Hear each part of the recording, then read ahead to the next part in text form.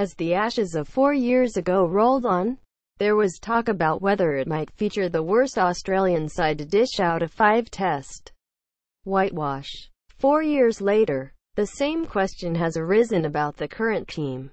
It's understandable how an England supporter could look at the patchy careers of the Marsh brothers, the Hail Mary pick of Tim Paine, the untested Cameron Bancroft, the injury histories of the fast bowlers, and the fact Peter Hanscom was discarded, and ask how the hell this lot has managed to beat their team. Pathetic palms. Australia's media delivers its verdict on Ashes series. Read more. The glow of retrospect makes the class of 2013-14 champions. But before the series, that team had more question marks than the Riddler's leotard. David Warner was a loose unit back from suspension. Shane Watson was slated for being unreliable and was batting first drop. Chris Rogers was questioned for longevity. Steve Smith was unproven. George Bailey played cameos. Brad Haddin was a happy slasher. Mitchell Johnson, the eventual destroyer, was the most erratic of all. Ryan Harris was held together with baling wire. Peter Siddle was unfairly cast as a plotter. Nathan Lyon was perennially unsure. Perception. It turns out, doesn't often tell the story. Here we are, a new team bar Lyon, Warner, and Smith, but the first 3 tests have gone the same way as last time. The Ashes regained by Perth, thumping margins of victory. An England team unsure of how to even begin getting one over Australia. So how did this happen? What we're witnessing is something special on 2 counts. The first is a solitary batsman operating at a level of achievement with little precedence. When Smith comes to the crease these days, big runs are an assumption rather than a possibility. When he went to the stumps at 92 not out in Perth, the overnight discussion was about his double or triple century, not anything so mundane as 3 figures. "I've been lucky enough to see all of his test hundreds," said his coach Darren Lehman. Seeing him evolve from that first test 100 at the Oval to now he just changes his own plans according to what the bowlers are doing and what the wicket's doing, and what the game needs. He's gone to another level. For all the Bradman comparisons, Smith could justifiably share the Don's newspaper headline, "He's out." His dismissal in itself is now news. He makes a century almost every second test he plays. His average is the second best in history. It's not just dominance in the game. It's dominance in presence. The last individual batsman to draw such focus was probably Brian Lara in the 1990s.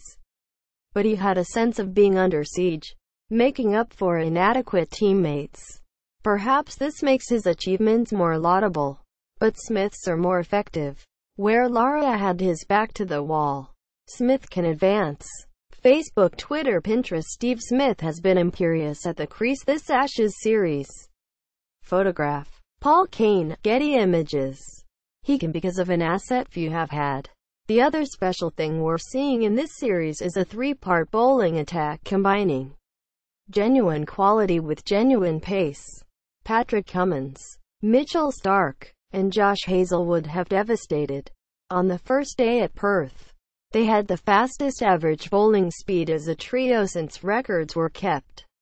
Of course the great West Indies attacks of yesteryear would have competed, but few since. Smith was right to single them out after the win, because he's been able to bat in the full confidence that his teammates will do a job.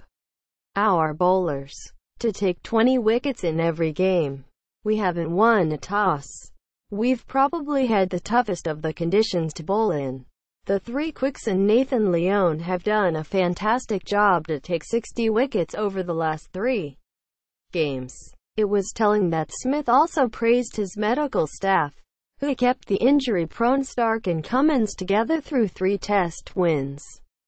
People love to beat up on sports scientists and medical management when players are rested or injured, but they made a lot of moves over the last couple of years to ensure these bowlers would be primed for the Ashes. James Pattinson was the other one they wanted ready. 3 out of 4 isn't bad. It's compelling when you consider what these players go through. Fast bowling is hard work, says Jason Gillespie. We just see big blokes bang it in and challenge the speed gun. We don't see Stark worry about breaking his foot again as he lands 8 times his body weight. We don't see Pattinson going to New Zealand to have his back fused. We don't see Cummins doing rehab for so long he had time to get a university degree. You take a thoroughbred like the latter and ask him to bowl bouncers all day. It's tough. A tale of two captains. Smith sets the standard while Root lacks resources. Jason Gillespie. Read more. The other key is Leone, enabling fast bowlers to operate at max effectiveness by controlling the other end. England's spinner Moeen Ali has contained no one. At the same time, Leone makes his own danger. He leads the world for wickets this year, with 60 in a test to come. In the comparisons to 2013-14, an interesting one is that all 100 wickets fell in a 5-test series for the first time. This time, we're on track to see it again.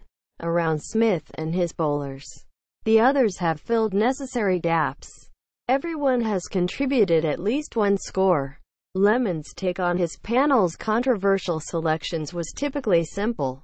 We were just going with gut feel, to be perfectly honest, and really pleased for the players that they turned up and played really well. It means the resulting success involved good fortune more than canniness. But all the many varied shades of selection debates before the event become monochromed down to the starkest black and white afterwards. The choices either worked or they didn't. Now that the job is done, you may see a loosening of approach in Melbourne and Sydney. It's a lot more relaxed, which is a good thing, said Lemon. Ashes cricket is high pressure. Everybody is nervous every ball, every session. It's been that way for 15 days so far, so they can go and express themselves a little bit more. We'll be playing the same brand of cricket, but obviously with less pressure on us. It'll be interesting to see how we respond to that. If this team was a motley collection, that pressure has molded them into something cohesive. It will be interesting to see whether a release allows the individual components to flourish or prompts them to come apart. This group may not be so concerned about a whitewash as their vengeful counterparts from 4 years earlier, but they certainly want more players who can influence games on the regular.